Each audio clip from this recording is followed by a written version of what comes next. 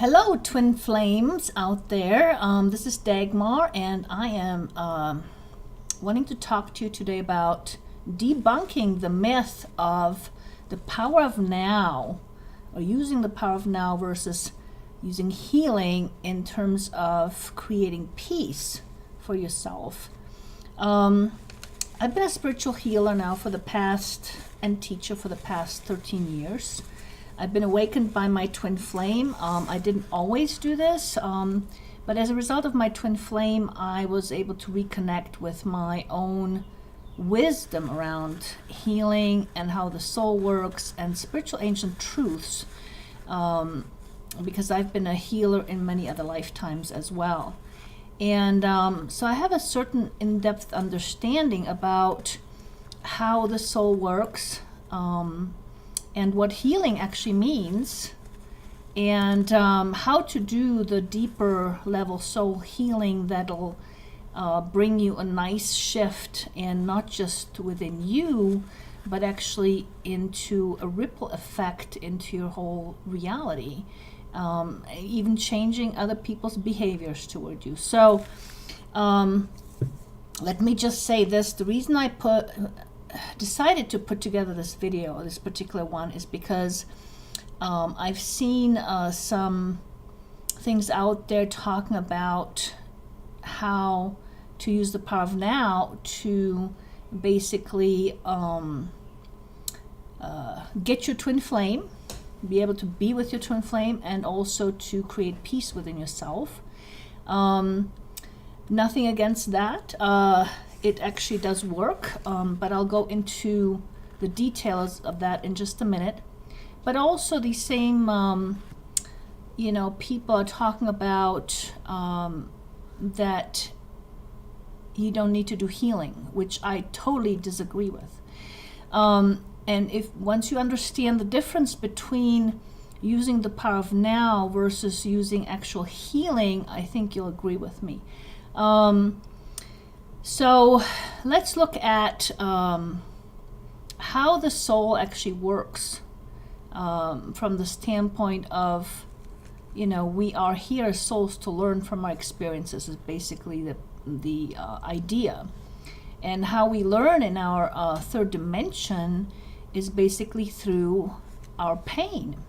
And I'm talking about the kind of learning that's not intellectual that you do through books, but rather the kind of learning that happens on a soul level, and you actually acquire wisdom in your soul, and you actually grow as a result of that learning in your soul. You actually experience growth also on a physical level. From a physicality standpoint, you actually expand in your soul or spiritual energy, and are actually more of a mass energetically as a result of growth.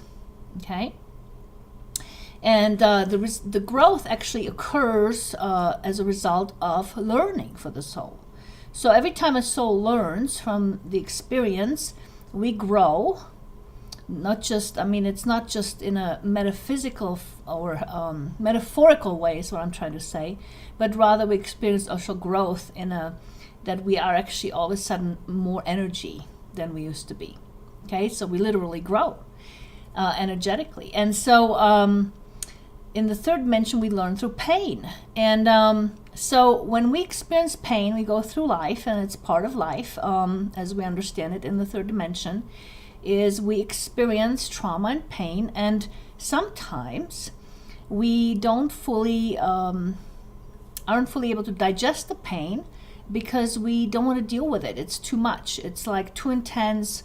We kind of shove it under the carpet, if you will. And so what we in essence then create, what we affectionately call baggage, or I've called it basically unresolved experiences that we then carry within our soul from lifetime to lifetime.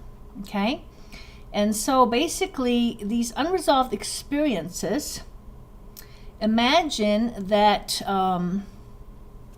your house is your soul, right? Within that house, that soul, you have two rooms. Okay, one room is designated for these unresolved experiences. Okay? And then there is another room that's designated to channel your actual spiritual energy, pure energy. Okay?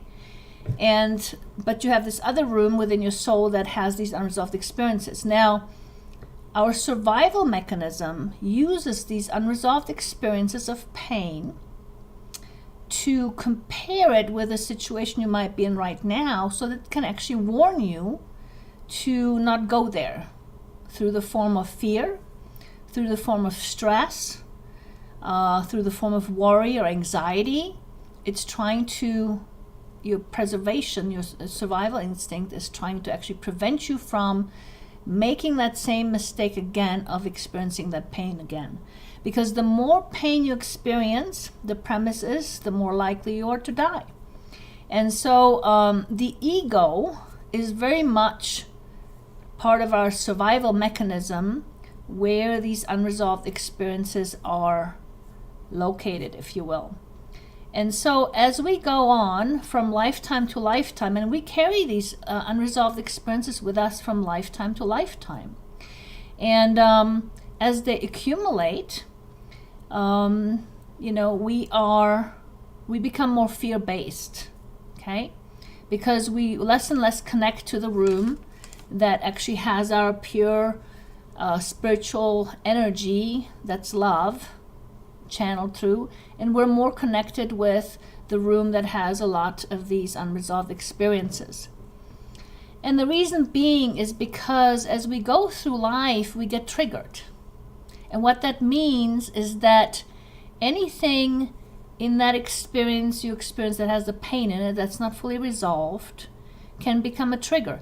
So say, for example, you hurt your knee and you were next to a color red, and 5 years later you walk by something red and your knee starts hurting, even though your knee is perfectly fine, because you just triggered with the color red the experience. And so you're re-experiencing everything that is right now in that experience, including all the emotions, including the pain, and so forth. And that's just how it works.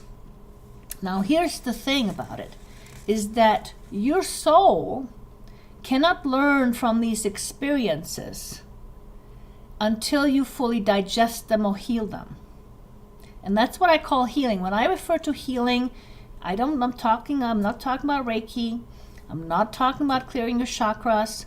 I'm talking about the integration of your unresolved experiences. That's what I call healing. Okay? And there's a lot more that sometimes can go into healing, but primarily it's about the integration of the unresolved experiences. And so, what happens is that when you trigger off of something, it pulls you into this room that has all the unresolved experiences in it. And so then you're riding the wave, the emotional wave of that unresolved experience, and you feel yucky, or you feel pain, or whatever's in that experience, okay? So now understanding that, all right, let's talk a little bit about the power of now. In the power of now, we're talking about forcing ourselves to be in the room that channels the spiritual pure love energy, and simply closing the door on the room that has the unresolved experiences in it, okay? And so therefore we feel great, okay? And in the twin flame relationship, they're talking about how you can attract your twin flame by stopping to think about them and so forth, which may be all just fine. But, what happens in life that, yes, through meditation and through work, you can force yourself to be in this other room. But life itself and your soul wants you to heal these other experiences, wants you to digest them, because here's the crux of the thing. Your soul cannot learn from an undigested experience. So all these experiences you had that you didn't fully complete, you didn't fully resolve, you didn't fully digest, your soul can't learn from them. And so you're much more apt to remake the mistake again, okay, or re-experience the experience again, because on a soul level, we're constantly recreating these unresolved experiences energetically, even if it's not exactly the same circumstances, but the emotions behind it are similar, because your soul ultimately wants you to go back there and digest and heal those experiences so that it can finally actually learn from them. Because that's the purpose of the soul, is to learn from your experiences. So when you use the power of now to disconnect from whatever it is you're triggered in, say in your twin flame relationship, your twin flame is separating from you, you're feeling really icky, you're really longing for him, you're in pain, and so forth, right?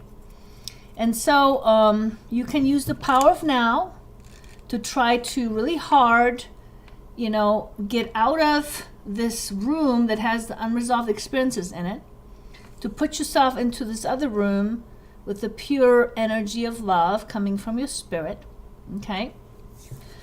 And feel great for a moment, but sooner or later, you're going to get pulled right back into this other room again, because there's more triggers going to be out there. I mean, you're going to constantly be triggered on it, okay?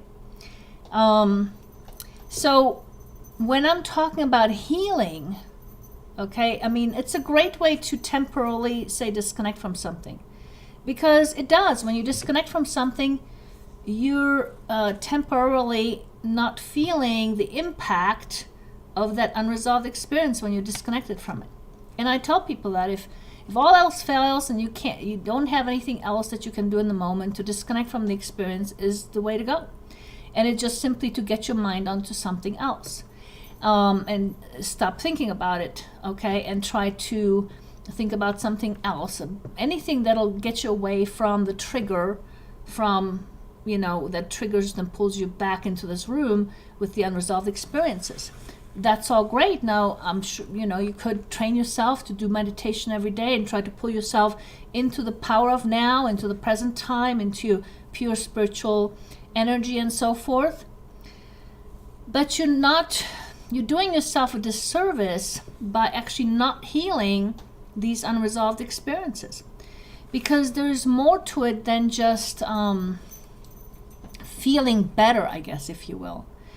Because on a much deeper level, we are actually recreating our experiences that we have lived in the past that we haven't fully resolved. Like, for example, I discovered at my early 40s that I pretty much lived the majority of this lifetime in a repetition of another lifetime, and that included having a son and raising a son without his father. It was a complete repetition of another lifetime because I haven't fully healed that lifetime, okay? And so you are actually doing that with your twin flame. I just recently facilitated a healing with someone who the circumstances with their twin flame energetically represented their story of what happened in another lifetime. And so they recreated that. And as soon as we healed that past lifetime, there is an energetic shift that happened where they no longer feel then the need to have to relive that, recreate that. Okay? And that's what happens a lot with twin flames. So while the power of now works, and it feels good to be in the power of now, it does not mean that you don't need or shouldn't do any healing. Because as I term healing, because there's all kinds of stuff out there that calls itself healing, which I don't call healing. Okay, I'm not talking about Reiki, I'm not talking about clearing your chakras. Again, I am speaking about integrating your unresolved experiences from, pain experiences that haven't been fully digested and fully processed. And by the way, healing happens actually naturally on a certain level, okay? We do, digest a lot of things, okay, a lot of our pain, which means our soul learns from that. But specifically when we don't digest it for whatever reason, those experiences, and they get shoved aside, those are the ones that actually have the impact on us, that actually cause us to be in a funk when we're triggered, okay? And, the more we actually avoid healing, okay, the more these experiences accumulate. And they have a severe impact on us, where they can also drop us vibrationally because, pain is heavy. And when on the soul level we carry that unresolved pain, it has a certain weight to it. That's why when I do a healing with someone, they usually tend to tell me that they feel lighter afterwards. That's because they just offloaded that sack of potatoes they've been carrying around with them for who knows how long. Okay? So it has very much of an impact on us. So to say we don't need to heal is doing a huge disservice to yourself and to everybody else. All right? So yes, temporarily we can feel great, by disconnecting with the power of now and being in the present, but it doesn't serve us not to heal. Okay? And there is so much more to healing than just this. I mean, even the soul, the soul can also split and fracture and fragment when we experience trauma, depending on how severe it is. Sometimes it does, sometimes it doesn't. But it does it for self-preservation. And when we do that, then what happens is we lose that part of ourselves, and it has a certain, usually it has a certain, personality, that part of ourselves that we disconnect from, like a certain quality that we have, or it can disconnect from even memories that we have, and so forth. I had a gal one time that I did some healings with. She had told me right up front that she somehow lost her identity. Well, it turns out that her identity that she was referring to was actually a large piece of herself she disconnected from in her childhood trauma. And when we reintegrated that with her, and her soul became whole again in that sense, she changed like from day and night. I mean, I remember she came to me sort of Raggedy Ann looking, smoking pot, not having any kind of purpose in life, no big deal, nothing out here. All of a sudden, after we integrated that soul piece, she came to my session and she had dyed her hair, she had put on makeup, she was dressed nice, she gave up pot, and she took on dancing lessons. It's like, holy cow. And all just because we reintegrated a lost piece of herself that was her identity. And so through the healing, she actually found her identity. So this kind of stuff can happen. I have many examples of that happening. I've been facilitating healings, like I say, over the past 13 years. And I've had some tremendous, tremendous results with people.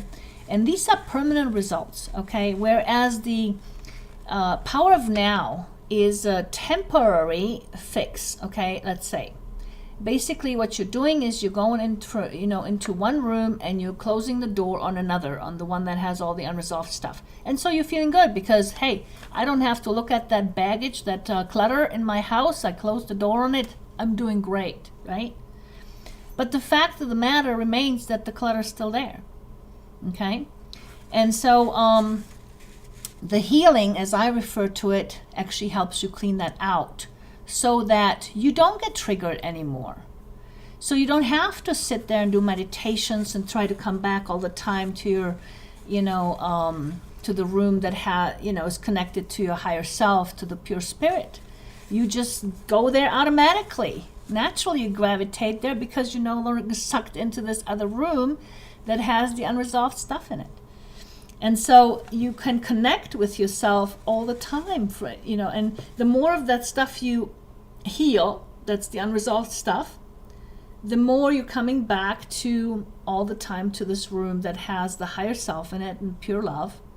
And the more you're becoming embodied in terms of the love-based living, I guess, if you will. Because the fear-based stuff comes from your unresolved experiences. And as long as they're there, you don't have any clue how they might be impacting you. And some people think it's in your mind and you shouldn't think it and therefore you don't feel it. I don't agree with that, because the unresolved experiences, which are part of your soul because they travel with you from lifetime to lifetime. Otherwise, doing a past life regression healing would have no impact of resolving some unresolved stuff, okay? But it does. It has an effect on people. It can change your present time, okay? And presently how you feel.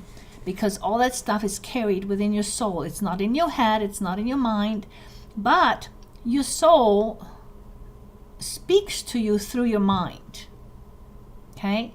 And when you're pulled into this room of the unresolved emotions, unresolved events or pain experiences, you are re-experiencing basically the stuck emotions in there from the past, okay? So it's not because you're thinking negatively, but you're riding the low vibration emotion of that experience, okay?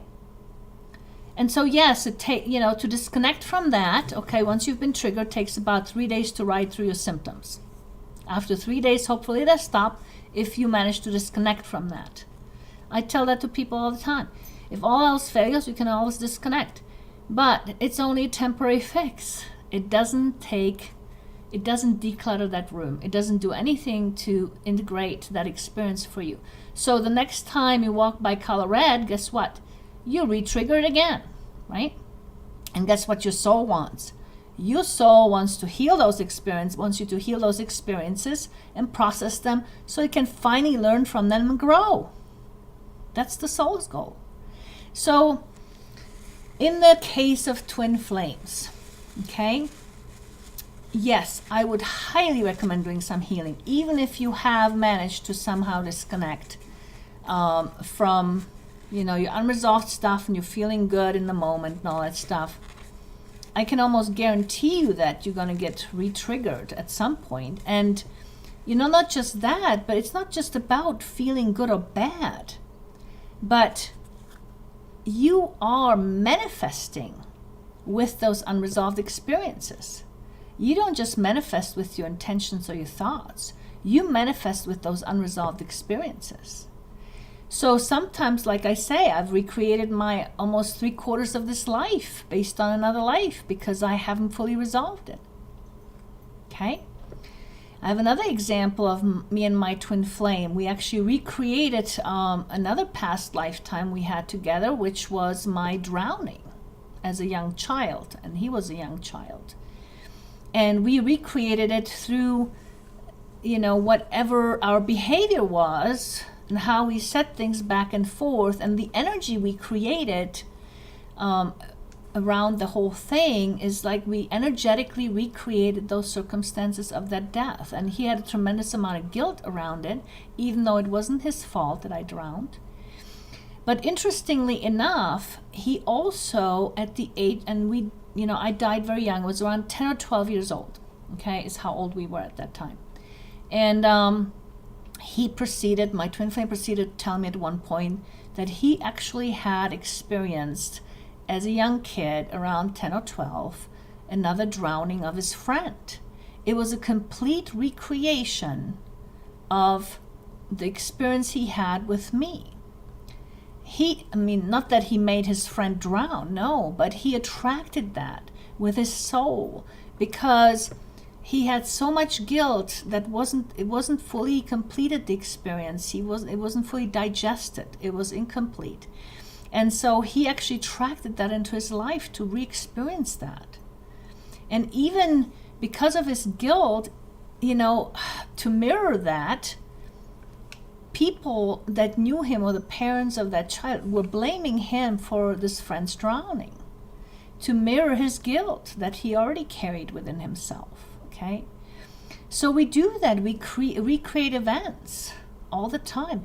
And between our twin flames, when you are, for example, in separation with your twin flame, you could be recreating another separation you were in with your twin flame in a prior lifetime. Perhaps Perhaps they died on you, or you died on them, or whatever the case may have been, or you couldn't be with them because there was a third party involved, or whatever. Okay, whatever the scenario is, you're most likely, if it's hitting you where it's painful, are recreating that scenario from the past.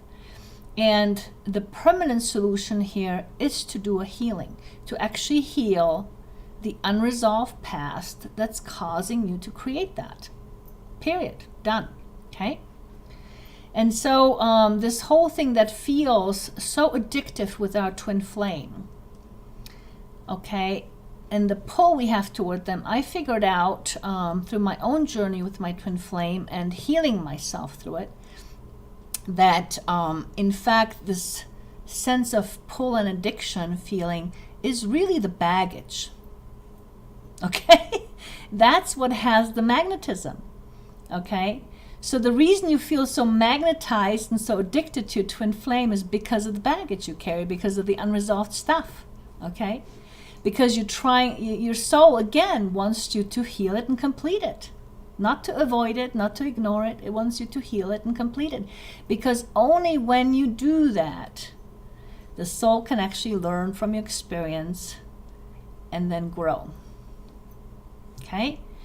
And so when you actually do embark on a healing journey, a proper healing journey where you do integrate these unresolved experiences, okay? Including repairing your soul, including looking at decisions you made in the moment of, because they can run your life as well, to resolving that all internally within your soul. Then you create peace within yourself and between your twin flame and you. And so that the focus can be more of each other's love. And it's not guaranteed that you guys necessarily come together. I mean, it depends on your soul purpose in this life. For me, even though my twin flame and I did come together at some point, my spirit, once I healed myself through all the necessary stuff, urged me to actually disconnect from my twin flame. Okay? Because my twin flame opted to keep, going in his low vibration journey. That was his choice. And so I opted to actually disconnect from him and move on with my life. Because at that point, I didn't need him to trigger me anymore in terms of, things that I needed to heal. I healed myself through all that stuff. And I basically now was able to identify, things I needed healing in a different way, in a much calmer way, I guess, if you will. All right. I didn't need to be hit over the head with a frying pan anymore, like happens with twin flames often. So I hope this helps in terms of really understanding the difference between utilizing the power of now and feeling great versus actually healing your unresolved stuff and feeling great. Because when you do heal your unresolved stuff, you naturally will be in the power of now. Because there's nothing going to pull you into the past, and then you're not going to also reminisce of the future, because usually when we're either stuck in the past or the future is because we have these unresolved experiences, comparing to what might happen in the future based on the past experience. So we're either in the past or the future, but we're not in the present moment. And so as we heal, as we integrate these unresolved experiences, then you naturally can be in the present moment, in the now, without forcing yourself there, okay? And that's the big difference. Once you heal that stuff, it's actually a permanent done deal. And you don't have to then carry it over into another lifetime and relive it, okay? Or recreate it. See, it's the same thing like, for example, when an abused woman, say, for example, attracts just the right abuser to her, right? We're talking about this baggage being magnetism. It's not because she sits there and thinks, oh, I want to, meet just the right abuser and do this abusing tango with him. No, she probably is thinking, hey, I want to meet the right guy this time, right? But yet she attracts just the right abuser because she's attracting with her unresolved stuff, okay? Which goes past, surpasses any thinking we have, okay? It happens on a very, very subconscious level. We don't even know we're doing it, okay? Like when I recreated the majority of my life in repetition of another lifetime, you think I had a clue that I was doing that? Absolutely not. All happened on a subconscious level, okay? So there is so much more to these unresolved experiences than just feeling good or bad, okay? So anyway, I hope this helps clear some of this stuff up. If you have any questions, please, connect with me on Facebook or, on my website. Also, please, if you like what you're hearing, like the video or subscribe to my channel. I would love that. Also, please, if you have any comments, leave some comments below the video. I would love that too. So until next time, hope you have a great rest of your day.